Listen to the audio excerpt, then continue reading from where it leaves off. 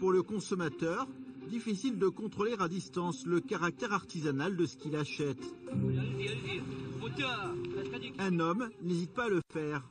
Vincent Fléché dirige une société de vente en ligne de produits qui se veulent de qualité.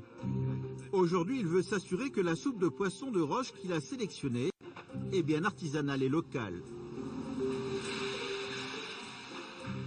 À la criée du port d'Agde, il a rendez-vous avec Véronique Brito, une responsable de la société qui fabrique la soupe en question.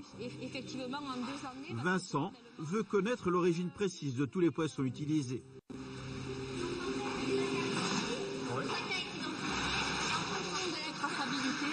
Voilà, ouais. On a le bateau, le nom du bateau, l'espèce, générique. Ah, donc c'est vraiment traçabilité totale. Hein. On sait même le bateau qui a pêché en fait le poisson qu'on a pêché. On peut remonter vraiment jusqu'au milieu.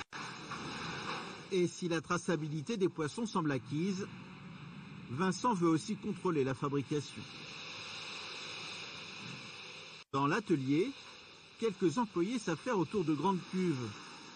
La responsable l'assure, sa production n'a rien d'industriel. Le principe de la recette traditionnelle. Vraiment comme à la maison. Comme à la maison.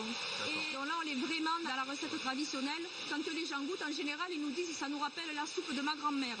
Ça reste quand même des grandes marmites, mais malgré tout, on sent que c'est vraiment fait de matière artisanale et qu'il y a un vrai savoir-faire. C'est ces machines qui ont un certain âge déjà, mais justement, on sent qu'il n'y a pas besoin de les améliorer, qu'elles font très bien leur travail. Le poisson a déjà été broyé une première fois et vous avez ici la fibre en fait. Vincent va trouver le résultat à son goût. Donc là, on est vraiment dans la recette traditionnelle. Plus de doute pour lui, les bocaux de poissons de roche ont toute raison de figurer sur son site, au milieu de nombreuses autres références. Et comme il ne peut pas rendre visite à l'ensemble de ses fournisseurs, dans ses bureaux en Lozère, il multiplie les séances de dégustation avec ses collaborateurs. Et on essaie d'être le plus objectif possible sur les 4 critères, hein. Aspect, odeur, texture. Au menu aujourd'hui, une conserve de manchon de canard.